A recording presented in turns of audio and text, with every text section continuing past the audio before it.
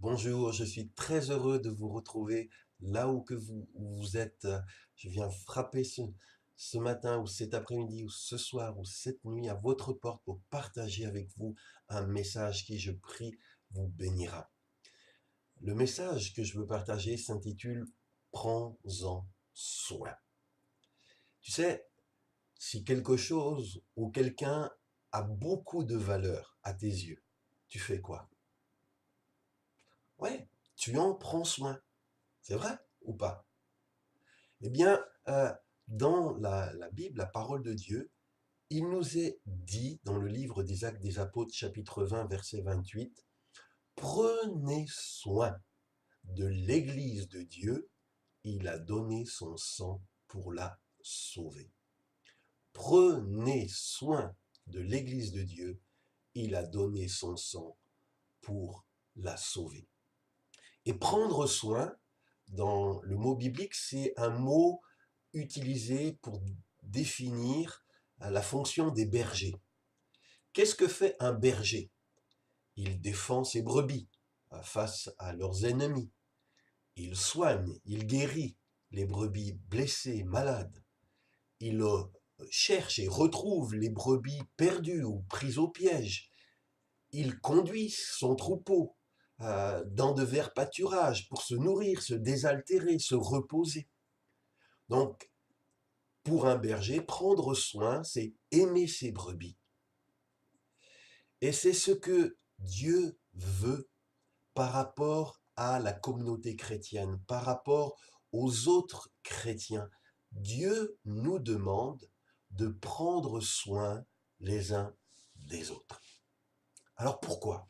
Pourquoi ce commandement prenez soin les uns des autres? D'abord, parce que le troupeau de Dieu, c'est-à-dire la grande famille des croyants, des chrétiens, ceux qui croient pas simplement de nom, mais qui croient avec leur cœur, leur foi est sincère, authentique, eh bien, aux yeux de Dieu, ce troupeau a une immense valeur. Alors je sais que auprès des hommes, parfois, l'Église, on la déconsidère parce que on pense qu'elle est source de soucis, de conflits. Il y a dans l'Église des personnes avec qui on s'entend plus ou moins bien. Et donc c'est une des raisons pour lesquelles aujourd'hui de plus en plus de gens boudent l'Église. Mais vous savez quoi? Euh, Être orphelin, c'est pas ce que Dieu veut. Dieu nous veut nous donner une famille. Orphelin, ça doit être un cas exceptionnel. Il y a des circonstances particulières. Il est dit de la première Église, des premiers chrétiens, qu'ils persévéraient dans la communion fraternelle. Ils jouaient pas solo, perso. Ils étaient en équipe. Et je dis pas que c'est important que tu appartiennes à une institution religieuse, mais que tu fasses partie d'une communauté de disciples, de gens qui, comme toi, ont choisi de suivre Christ, avec qui tu vas te retrouver régulièrement pour t'encourager dans ta foi. C'est important.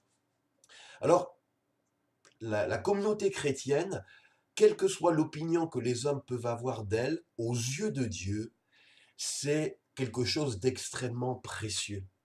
Parce qu'il est dit de prendre soin de l'Église de Dieu, car il a donné son sang pour la sauver. Dieu a consenti à payer le prix le plus cher qui puisse être, c'est de donner sa propre vie, offrir sa propre vie pour s'acquérir à, le peuple de Dieu, s'acquérir l'Église de Jésus-Christ.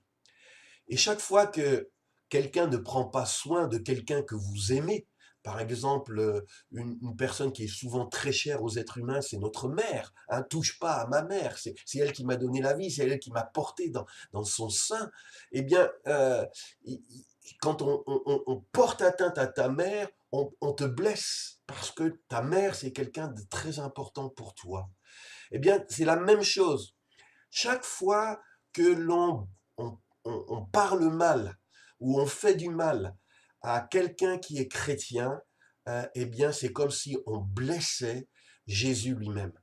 Et Jésus, qui va apparaître à Paul sur le chemin de Damas, va dire à Paul qui était un persécuteur de l'Église, qui persécutait les communautés chrétiennes, qui mettait des bâtons dans les roues aux chrétiens, qui les critiquait, était hostile envers eux.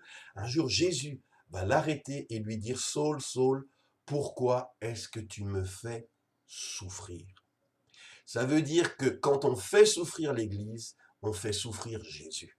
Quand on fait du mal à un chrétien, on fait du mal à son berger qui est Jésus. La première raison pour laquelle nous devons prendre soin de l'Église de Jésus-Christ, c'est parce qu'elle a une grande, grande valeur à ses yeux et que quand on touche à Dieu et à Jésus lui-même. Une deuxième raison pour laquelle nous devons prendre soin les uns des autres dans la communauté chrétienne, c'est parce que l'Église est vulnérable, elle est fragile, elle est sensible, elle est délicate. On peut facilement la blesser, on peut facilement l'abîmer, on peut la défigurer. Et Paul, quand il écrit de prendre soin de l'Église, il prophétise qu'après son départ, l'Église d'Éphèse va être la proie de bêtes féroces qui feront du mal aux troupeaux. Il écrit au verset 29, « Je sais bien, moi, qu'après mon départ, s'introduiront parmi vous des loups féroces qui n'épargneront pas le troupeau. » On doit prendre soin de l'Église parce qu'elle a des ennemis. Ça peut être des ennemis extérieurs, des gens qui viennent de l'extérieur, qui s'introduisent dans l'Église, qui s'introduisent dans les groupes de prière, dans les communautés, pour en fait, ils apparaissent comme des brebis, mais à l'intérieur ce sont des loups, ils viennent pour dévorer, pour s'accaparer, pour diviser. Mais aussi, Paul dit qu'il entrevoit il écrit au verset 30, « Même parmi vous, certains se mettront à dire des mensonges et entraîneront les disciples derrière eux. » C'est-à-dire que l'Église, on doit en prendre soin parce que non seulement elle a des ennemis extérieurs, mais elle a aussi des ennemis intérieurs, des gens qui viennent de l'intérieur, du sein même du troupeau et qui vont se mettre à faire du mal. Ça veut dire que si je ne fais pas très attention, je peux moi-même devenir un prédateur pour le troupeau auquel j'appartiens. Toi qui m'écoutes, mon frère et ma sœur, j'espère que tu n'es pas devenu une bête féroce pour le troupeau auquel tu appartiens. La réalité, face à cette parole de prendre soin de l'Église que Jésus s'est acquise par son propre sang, la réalité est que l'Église, eh bien, a besoin qu'on entende et réentende cette parole. Mon épouse Cathy a un jour fait un clip vidéo qui s'intitulait « L'église, je kiffe ». Vous pouvez trouver ce clip sur notre site, mais je vous avoue que parfois elle me dit « Je serais tenté d'en faire un autre clip qui s'intitulerait « L'église, je kiffe pas ». Parce qu'il y a des fois dans les églises des choses qui nous désolent, qui nous attristent, et des choses qu'on ne peut pas apprécier, aimer. Et j'ai entendu tout récemment l'aveu d'un pasteur qui était prêt de prendre sa retraite et qui dit à son jeune stagiaire, « L'église est méchante ». Vous vous rendez compte? Un vieux pasteur qui va passer le relais, qui dit à son jeune pasteur, son jeune stagiaire, « L'église est méchante ». Et lui était tellement choqué que ce pasteur dise ceci, et il voulait s'opposer, dire « Non, non, mais c'est pas vrai ».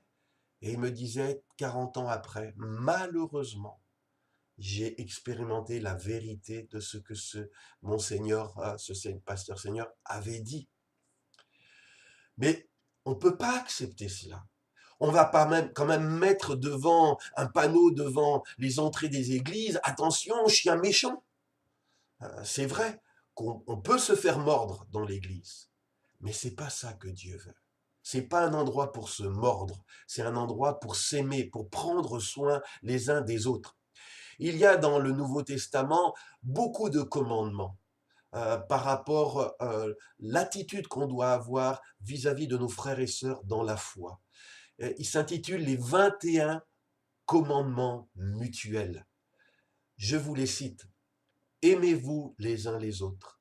Soyez en paix les uns avec les autres. encouragez-vous les uns les autres, honorez-vous mutuellement, ayez les mêmes sentiments les uns envers les autres, édifiez-vous les uns les autres, accueillez-vous les uns les autres, exhortez-vous les uns les autres, saluez-vous les uns les autres, attendez-vous les uns les autres, prenez soin les uns des autres, servez-vous les uns des autres, portez les fardeaux les uns des autres, supportez-vous les uns les autres, soyez bons les uns envers les autres, pardonnez-vous les uns les autres, soumettez-vous les uns aux autres, regardez les autres comme étant au-dessus de vous, veillez les uns sur les autres, confessez vos péchés les uns aux autres, priez les uns pour les autres.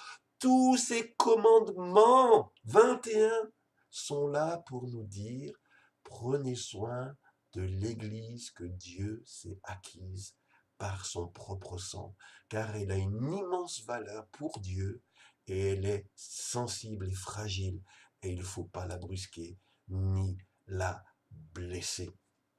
Je te propose 3 décisions concrètes pour pratiquer ce message. 1. Décide aujourd'hui que tu vas arrêter de dire du mal de l'Église. Tu vas arrêter de dire du mal de l'Église. Discerner, avertir, corriger, discipliner, oui, mais lapider, non. Derrière tout ce que tu peux dire ou tout ce que tu peux faire, vérifie toujours que ton but, c'est d'édifier l'Église et non pas de la démolir. Casser, c'est ce qu'on dit aussi, casser.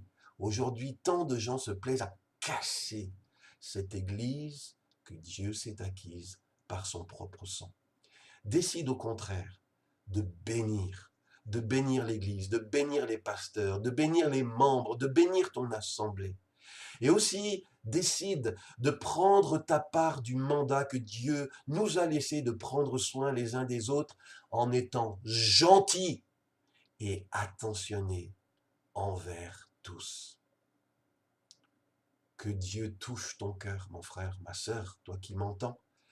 Et je veux te rappeler, si tu n'es pas encore abonné à cette page, abonne-toi chaque semaine, un nouvel enseignement y est publié. Partage cette page à tes amis, à tes connaissances. Ces vidéos, tu peux aussi les trouver sur YouTube ou sur Top Chrétien ou sur notre site cdlr.fr. Il y a des messages audio, des messages écrits, des messages vidéo. Toutes ces choses ont été faites pour te bénir. C'est le cadeau pour toi, pour fortifier ta foi. Alors je te dis à bientôt, à vendredi prochain pour une nouvelle vidéo. Que Dieu te bénisse. Amen.